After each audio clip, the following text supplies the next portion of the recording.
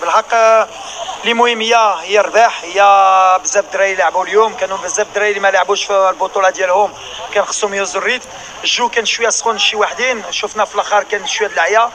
بالحق كان ماتش بحال ديال لونطرينمون مزيان لينا. بالحق حنا عارفين كاس العالم النيفو غيكون طالع على هادشي. بالحق مزيان الدراري، كاين اون بون امبيونس. لو جو اللي بغينا بدينا كنشوفوا. بالحق مازال كاين خدمه، مازال عندنا 6 ايام باش نكونوا موجودين ان شاء الله. المباراه القادمه مع كرواتيا اعتقد انها هي المفتاح ديال الوليد والمجموعه ديالو باش يأشروا على حضور جيد في المونديال. وجينا باش ان شاء الله نفرحوا الشعب ديالنا. عارفين كاس العالم مهمه ليهم، باغيين يشوفونا ان شاء الله ندوزو الدور الثاني. ما غاديش تكون سهل مع الفرقه اللي كانت هي الثانيه في كاس العالم الاخريه وبلجيكا. هكا عندنا القيمه ديالنا وعندنا الثقه ديالنا سورتو باش ان شاء الله نديروا شي حاجه اللي كبيره هاك بالخدمه وان شاء الله بالروح اللي عندنا.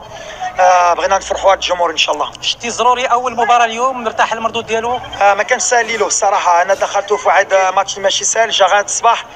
بالحق كنت باغي نحط له شويه الثقه، علاش يمكن غنكونوا محتاجينه في المونديال. دونك باش يدخل مع الفرقه باش يوري حتى هو لي كاليتي ديالو.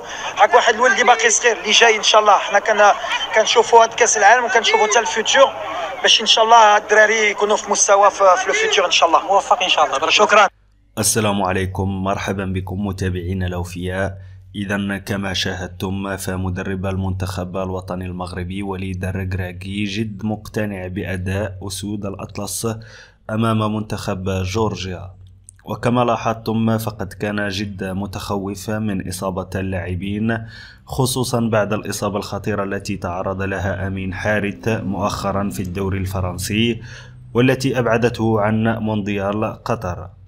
ولكن مما لا شك فيه أن المنتخب المغربي سيخوض مبارياته كمنتخب يعتمد على المجموعة ككل وليس على لاعب معين، وهو ما سيسعى وليد الركراكي لتحقيقه على أرض الواقع وضمان التأهل للدور الثاني رغم صعوبة المهمة أمام كل من بلجيكا وكرواتيا وكندا. بهذا نصل متابعينا الأوفياء لنهاية الفيديو. شكرا لكم على المتابعة وإلى اللقاء.